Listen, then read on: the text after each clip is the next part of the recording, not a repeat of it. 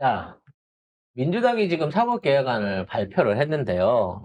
뭔가 부진하다, 미진하다는 얘기가 많습니다.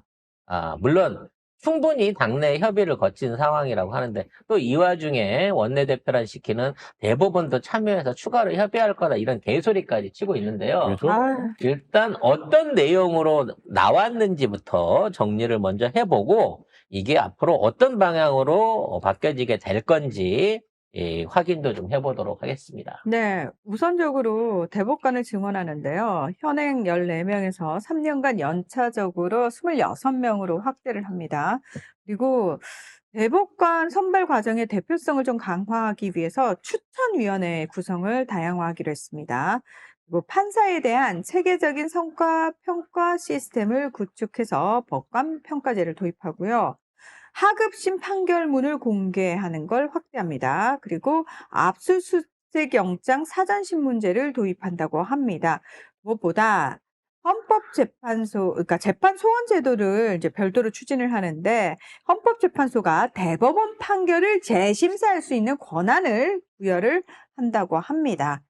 이 부분에 대해서 말이 많았어요. 이제 그 사심제로 가는 거 아니냐 그래갖고 어떤 원내대표는 그런 거는 진행 안 한다고 했다가 아니다 김기표 의원이 발의한 거에 대해서 당내 논의하고 통과한다. 이 사심제가 제일 말이 많은데 사심제 부분에 대해서는 전에도 말씀드렸다시피 뭐 헌법에 대한 헌법에 대한 그 개정 문제라든지 이런 게 이제 연관돼 있는 거라 조금 부분 개정이 필요한 부분이긴 한데요. 어찌됐거나 중요한 거는 현행 14명에서 26명으로. 그러니까 1년에 3명씩 늘려갖고 앞으로 4년 안에 26명을 늘린다는데 그래가지고 이게 뭔 큰 의미가 있습니까? 그러니까요. 제가 보기에는 빨리 뭐 조국혁신당은 40명으로 한꺼번에 늘리자라는 안도 지금 내놓고 있긴 한데 이 부분에 대해서는 너무 양보를 많이 한 게 아닌가라는 그러니까. 생각을 해봐요. 양보하면 안 돼. 한꺼번에 몰아붙여야 되는데 이 부분에 대한 게 좀 아쉽습니다. 그리고 또 이와 관련된 인적인 지명도 대법원장을 배제하고 이제 가는 방향으로 하고 있으니까 지금 뭔가 개혁안이라고 꺼내놓고는 있는데 굉장히 브레이크를 막 당 내부에서 누군가 이 사법 카르텔에 연관된 의원이나 어떤 전문가들이 끼어가지고 억지로 막 질질 끌고 가는 듯한 느낌이 좀 들기는 해요. 근데 이 내용들만 하더라도 대법원 입장에서 지금 다 섬뜩섬뜩할 내용들입니다. 그렇죠. 제일 중요한 거는 지금 당장에 조희대가 그만두든 끝까지 버티든 조희대 임기는 1년밖에 안 남았다는 거고요. 1년 후면 어찌됐거나 사법부 안에 인력들은 재개편이 됩니다. 근데 중요한 건 얘네들을 그대로 남겨놓고 저 안에서 대법원장을 다시 뽑는 건 있을 수 없는 일이라는 거죠. 이미 문서를 보지 않았다는 게 밝혀졌고 또 그와 관련된 전자문서가 법적인 효력이 없다라는 게 밝혀졌는데도 불구하고 오히려 이 고법을 비롯한 법비들은 이재명 대통령 관련된 소송을 다시 진행할 수 있다라는 식으로 정부를 역으로 협박하려고 들고 있어요. 그러니까 봐주고 있으니까 불법으로 이 파기환송을 시킨 거에 대한 책임을 안 물으니까 되려 오히려 재판을 진행을 시킬 거다 이런 식으로 맛보기로 나오고 있거든요. 헌법을 정면으로 부정하고 있는 놈들이야. 전부 다 잘라버려야 됩니다. 진짜 기존에 있는 이런 대법관들을 네. 전부 탄핵을 시키고 절차상으로 문제가 있는 절차를 진행해서 12명이 전부 다 전원 합의로 판결을 내렸으니까 14명이 전부 다 전원 합의 판결을 내렸으니까 얘네들이 다 책임져야 되는 거예요, 실질적으로. 그래서 이 부분에 대한 징계를 강화하고 전수 탄핵을 시키면서 새로운 사람들을 뽑아가지고 그 자리를 채워야 할 것으로 보여지고요. 뭐 사심제 부분은 어차피 아마 마지막까지 논란이 있을 부분이라고 봐지고요. 이런 거에 대해서 저항을 하든 안 하든지 간에 이 헌법 소원 이와 관련된 개혁 이걸 떠나서 당시의 대법원 안에서 이 계엄에 대한 합법성을 인정을 하고 그에 대한 준비 회의를 했다는 거. 이 자체가 내란죄상의 내란 동조 행위를 했다는 것 자체를 해갖고 사무처장과 대법원 판사들 전체를 구속시켜서 처벌을 해야 됩니다. 싹 다 잡아 쳐놔야 되는데 지금. 이 중에 제일 지금 또 하나의 그 단초를 추가로 불법적인 단초를 제거하는 게 이 서울고등법원이에요. 서울고등법원이 지금 이 서울고등법원이 법원장. 고법이 끝나고 난 다음에 재판 기록 자체를 하루 만에 송부를 했잖아요. 그래서 그것 때문에 한 달 전부터 재법관들이 봤다는 겁니다. 문서로. 그거를 문서로 받아볼 수 있게끔 하루 만에 7만 장 분량의 재판 기록을 하루 만에 보냈다는 거예요. 근데 이건 역시도 물리적으로 불가능하거든요. 말도 안 되는 얘기지. 재판이 끝나고 났었을 때 고법에서 실무관들이 전부 다 서류를 검토하고 거기에 수사 기록을 보충을 하고 이거를 만드는데 보통 2주 정도를 걸리고 이거 자체를 합법적으로 넘기기 위해서 우편 송달을 하는데도 3, 4일이 걸린다고 해요. 그래서 아무리 빨라도 20일 이전에 이게 전달될 예가 없다는 겁니다. 근데 하루 만에 전달되는 예가 있습니까? 국회의원들이 국감에서 물어보는데 답을 못해요.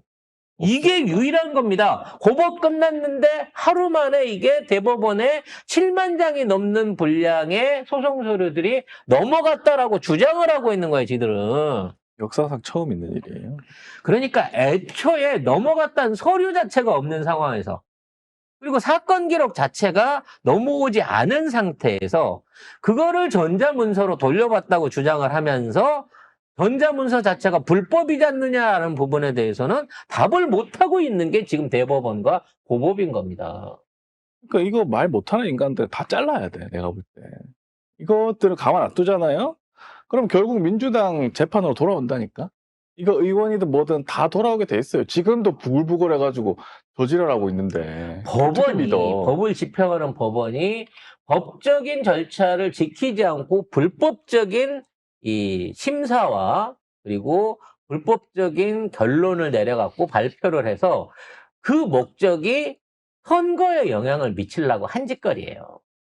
이 정도 되면 내란 꼼꼼이야. 이거 이 내란보다도 선제적으로 먼저 이 처벌을 받아야 될 죄입니다. 증거가 너무 확실하잖아요. 이건 역시도 전자문서 돌려보는 자체가 불법인 거고 종이문서는 만들어서 전달했다고 하지만 만든 놈도 받아봤단 놈도 그걸 심의해서 판결을 내렸다고 하는 재판관 놈들도 어디 하나도 그런 문서나 그런 문서 파일이 존재했던 기록이 하나도 안 남아 있어요. 쉽게 말해서 고법 끝나고 나서 재판 기록 없이 이들이 멋대로 이걸 갖다가 파기환송을 내려버린 겁니다.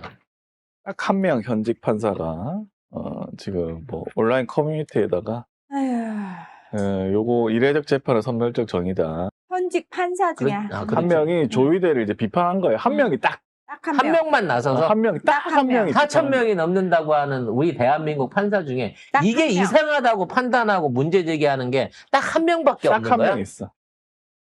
이러면 대한민국 법정이 없는 거예요. 여기에 말 못하는 판사는요. 판사 자격이 없는 겁니다. 저런 똥 같은 판결을 내리는 놈들하고 같은 의견을 갖고 있고 걔네들이 인정한다는 거 아니에요? 그거 사실 자체가 범죄에 동조하는 거지. 더 짜증나는 거 천대엽이가 대법관이랍시고 나와가지고 씨부렸던 말 중에 하나가 뭐 지연된 정의는 정의가 아니라서 그거 빨리 진행해야 되는데 그지라였잖아요. 나경원 재판은 몇 년 끌었는데 그거는 그거에 대해서 뭐, 말할 수 있나? 그거는 지연돼야 되는 정인가 보죠. 아, 미친 거 아니야 진짜? 아무튼 특별재판부 빨리 생겨야 되고요. 우리나라 재판이 이제 총체적으로 다 멈추는 한이 있다고 하더라도 이 대법관 놈들에 대한 법적인 처벌을 반드시 밀어붙여야 한다라는 생각이 듭니다. 안 하면 당합니다 진짜. 안 하면 당해요. 민주당이 정권 잡아가지고 있을 때 사람처럼 대해주잖아요. 그럼 걔들은 꽁하고 있다가 나중에 한 방 쳐요 결국. 그런 애들 빨리 속가내지 않으면 또 당한다고 또. 수없이 하는 혁명의 과정 중에 군인을 동원한 쿠데타나 계엄이 일어났을 때는 지들이 나서가지고 이들이 나서 민주인사 투옥하고 사형 내리고 법적인 걸로 나서가지고 정의가 어디 있어서 그때는 그 총칼이 무서워서 그랬어요. 그러면서 동조했던 놈들이 판사예요.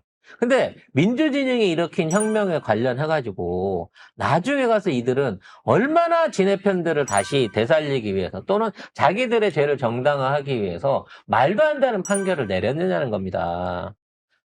분명히 잘못된 판결인 게 맞는데 사법사련이 맞는데도 불구하고 그런 사법사련을 내린 판사들이라든지 관련돼 있는 법 집행자들은 왜 그런 부분에서 책임에서 자유로운 겁니까?